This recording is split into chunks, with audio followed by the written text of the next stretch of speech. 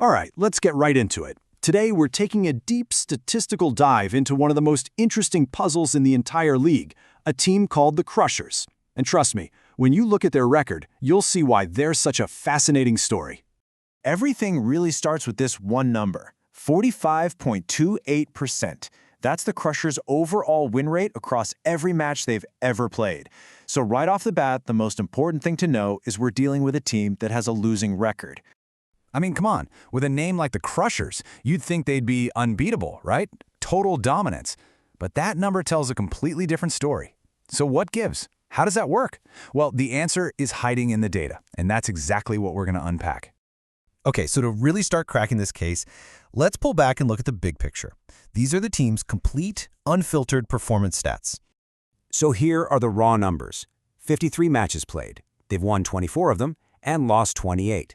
That confirms the losing record we just talked about. But then you look at that last line. 1 trophy, 1 major championship. And that's the conundrum right there, isn't it?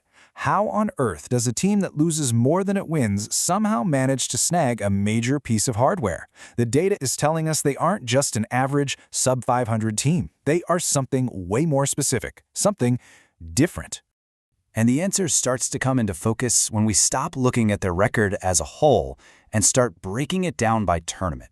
And what we find is a tale of 3 very different performances. And bam! This is where the story just gets wild. Look at that contrast. In the BBL and the Reboot Cup, their win percentages are, not great, stuck down in the low 40s. But then you get to the Duality Cup, and their win rate just skyrockets to almost 67%. This is not a small jump. It's like we are watching a totally different team play. This incredible pattern gives us a pretty clear label for them. The Crushers are what you'd call tournament specialists. They have found a specific format, the Duality Cup, where their unique style and their key players don't just compete, they absolutely dominate. So, what is it about this team that makes them so ridiculously effective in that one format? Well, let's dig into the player data, and we'll start with their most obvious and, frankly, most exciting strength, their power at the bat.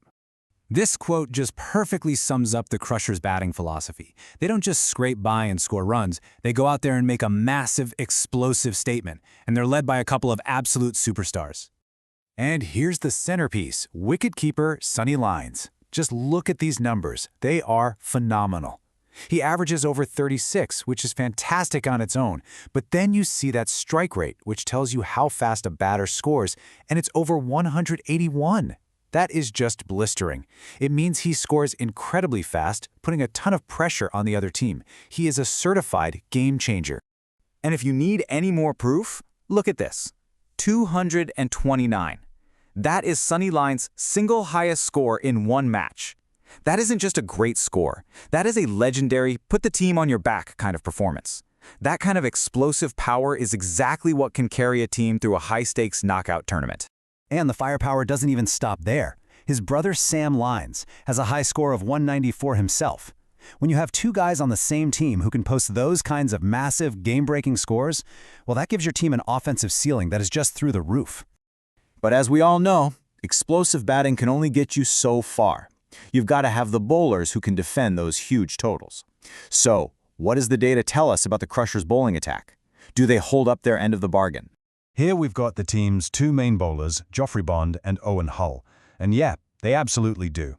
Between the 2 of them, they've taken 86 wickets, and their bowling averages are excellent.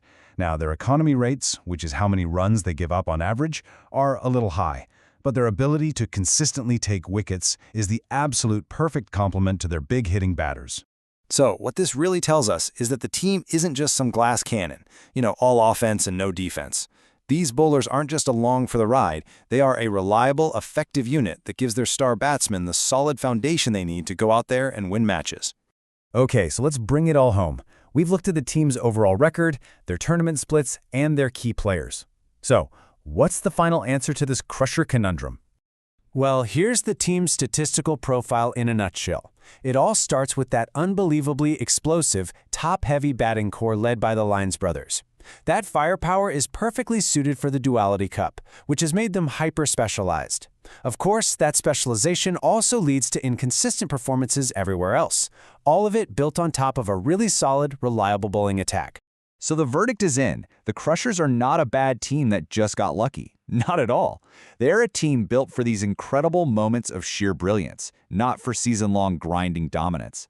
That Duality Cup trophy was no fluke. It was the perfect storm, the right players, in the right format that rewards their high-risk, high-reward style, all coming together at the perfect time. And all of this leaves us with one last, really fascinating question to think about. The Crushers obviously have the superstar talent to win big. So, what's next? What's that missing piece they need to find to translate that Duality Cup magic into consistent success across all formats? I guess that's the question the numbers will have to answer for us next season.